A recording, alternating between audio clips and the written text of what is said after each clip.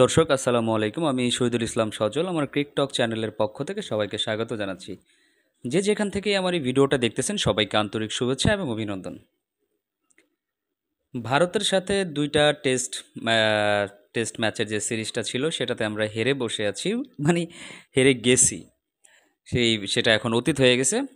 তো যে সামনে যে জিনিসটা আসতেছে আপনার টি-20 ম্যাচ, ৩ ম্যাচ টি-20র যে সিরিজটা আসতেছে সামনে, সেটা না একটু কথা বলতে চাই, বেশি না। সেইখানটাতে ভারত আর বাংলাদেশের মধ্যে যে ব্যবধানটা আছে সেটা ক্লিয়ার করতে চাই। টোটালি যে ব্যাপারটা নিয়ে ক্লিয়ার করতে চাই সেই ব্যাপারটা হচ্ছে, আপনি যদি ভারতের স্কোয়াড দেখেন, অন্যদিকে যদি বাংলাদেশের টি-20র স্কোয়াড দেখেন, তাইলেই আপনি খুব সহজেই আন্দাজা লাগাতে পারবেন যে বাংলাদেশ আর ভারতের মধ্যে তফাৎটা কতটুকু। প্রথমে আপনাকে একটা কথা মনে করাই দিতে চাই দর্শক, ভারতের স্কোয়াড থেকে কিন্তু অলরেডি আপনার ঋতুরাজ গায়কবাদ কিন্তু ড্রপড হয়েছেন। তার সাথে এই স্কোয়াডে কিন্তু ঈশান কিষানের মতো একজন ট্যালেন্টেড ব্যাটসম্যানের জায়গা হয় নাই, যে কিনা লাস্ট সিরিজটাতে বাংলাদেশে খেলতে এসে বাংলাদেশের এগেনস্টে ওডিআইতে একটি ডাবল 100 করেছিলেন। সেই ঈশান কিষানের মতো একজন বিস্ফোরক ব্যাটসম্যানের বাংলাদেশের এগেনস্টে টি-20 স্কোয়াডে জায়গা হয় নাই। আর ঋতুরাজ গায়কবাদের কথা বলতে চাচ্ছি, তিনি হচ্ছেন বর্তমানে টি-20 র্যাঙ্কিংয়ের ৯ নম্বর ব্যাটসম্যান। ওয়ার্ল্ড র্যাঙ্কিং, দর্শক খেয়াল রাখবেন কথাটা, ওয়ার্ল্ডে যেই টপ যে ১০ জন ব্যাটসম্যান আছেন তার মধ্যে ৯ নম্বরে কিন্তু ঋতুরাজ গায়কবাদের জায়গা। সেই গায়কবাদের জায়গাও কিন্তু আপনার বাংলাদেশের এগেনস্টে ভারত যে স্কোয়াড ঘোষণা করেছে সেইখানে হয় নাই। এটা তাদের সাথে কিছুটা অবিচার হয়েছে আমি বলবো, কিন্তু আহ, আসলে ভারত এত বড় একটা দেশ, এত ট্যালেন্টেড প্লেয়াররা আছেন সেইখানে, যাদেরকে একজনকে রেখে আরেকজনকে নেবেন, আরেকজনকে ফেলে দিবেন, কাকে রেখে কাকে নেবেন ভাই, এটা এত বেশি একটা কম্পিটিশন, এত বড় একটা পাইপলাইন ভারতের, যেটা বলে বলে শেষ করা যাবে না। অন্যদিকে যদি আমাদের বাংলাদেশের কথাই তুলনায় আসি, সেইখানে দেখেন আমাদের কোনো পাইপলাইনই নাই, বিশেষ করে ব্যাটিংয়ের দিক দিয়ে। তানজিদ হাসান তামিমের কথা চিন্তা করেন, গত বিশ্বকাপে তানজিদ হাসান তামিমের যে পারফরমেন্স ছিল, সেই পারফরমেন্স যদি আপনি বিবেচনায় নেন, তানজিদ হাসান তামিম কিন্তু জায়গা পাবে না, পায় না, কোনোভাবেই বাংলাদেশের এই টি-20 স্কোয়াডে জায়গা পায় না। তারপরেও কিন্তু তানজিদ হাসান তামিমকে নিতে হয়েছে, কারণ ওই যে একটা কথা বলছি যে আমাদের পাইপলাইনের বড়ই অভাব, আমাদের ওরকম ব্যাটসম্যান তৈরি হয় না। তারপরও নির্বাচকরা তানজিদ হাসান তামিমের উপরে ভরসা রেখেছেন, যেহেতু তার বয়স অল্প, হয়তোবা তারা ভাবছে তাকে নিয়ে যদি মেক ওভার করা যায়, তাকে নিয়ে যদি তার উপরে যদি সময় ক্ষেপণ করা যায়, হয়তোবা ভবিষ্যতে গিয়ে বাংলাদেশের জন্য একজন ভালো প্লেয়ারে পরিণত হতে পারেন। মেবি এই জিনিসটা চিন্তা করেই আপনার বোর্ড এই সিদ্ধান্তটা নিয়েছে।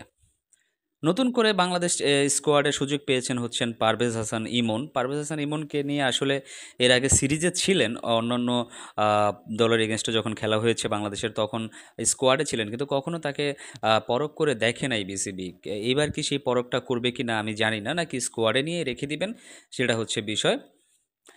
আরেকটা ব্যাপার হচ্ছে, শামীম পাটোয়ারি নামে একটা ছেলে আছে, শামীম পাটোয়ারি নাকি বাংলাদেশের স্কোয়াডে জায়গা হয় নাই, যেটা দেখলাম।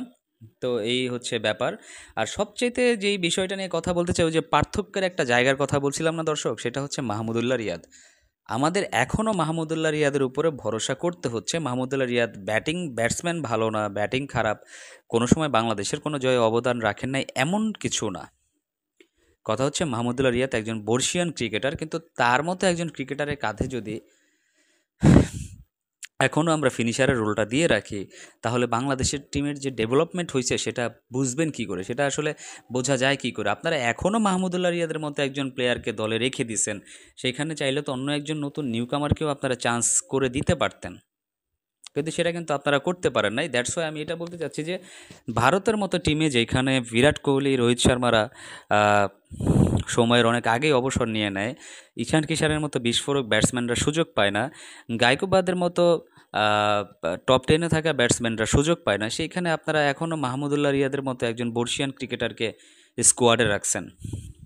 এটা কি আপনাদের ব্যর্থতা বলবো, নাকি আমাদের দুর্ভাগ্যের কথা বলবো, নাকি মাহমুদুল্লাহ রিয়াদের ভাগ্য সুপ্রসন্ন? সেটা আমার কাছে কেন যেন মনে হয় মাহমুদুল্লাহ রিয়াদ নিজেই খেলতে চান না, কিন্তু আপনারা জোর করে মাহমুদুল্লাহ রিয়াদকে এই টি-20 স্কোয়াডে ধরে রাখছেন। তো পার্থক্যটাই এই জায়গায়, ভারতের মতো একটা দলে ভালো ভালো প্লেয়াররা সুযোগ পায় না, আর আমাদের মতো বাংলাদেশের টি-20 টিমে পারফরমেন্স ছাড়াই যখন তখন ইন করা যায়। এই পার্থক্যটাই হচ্ছে সবচাইতে বড় পার্থক্য। আর এই পার্থক্যের কারণেই ভারত আপনাদের চাইতে ঢের গুণ বেশি এগিয়ে আছে। যে কারণে আমার কাছে মনে হয় না ভারতের সাথে আমরা কম্পিটিশন করতে পারবো এই টি-20 ম্যাচগুলোতে। তারপর আমি জানি না, যেহেতু টি-20 ম্যাচগুলো 20 ওভারের একটা ম্যাচ হয়, যে কোনো দল ভালো খেললে anything can happen on that particular day. জানি না, তারপরও যেটা আপনাদের কি মনে হয় দর্শক, আপনারা যারা ভিডিওটা দেখতেছেন, ভারতের স্কোয়াডের সাথে যদি বাংলাদেশের স্কোয়াড কম্প্যারিজন করেন, তাহলে আপনারাই বিবেচনা করতে পারবেন যে কোথায় ভারতের স্কোয়াড আর কোথায় বাংলাদেশের। এই ছিল কথা। সবাই ভালো থাকবেন, সুস্থ থাকবেন। আসসালামু আলাইকুম।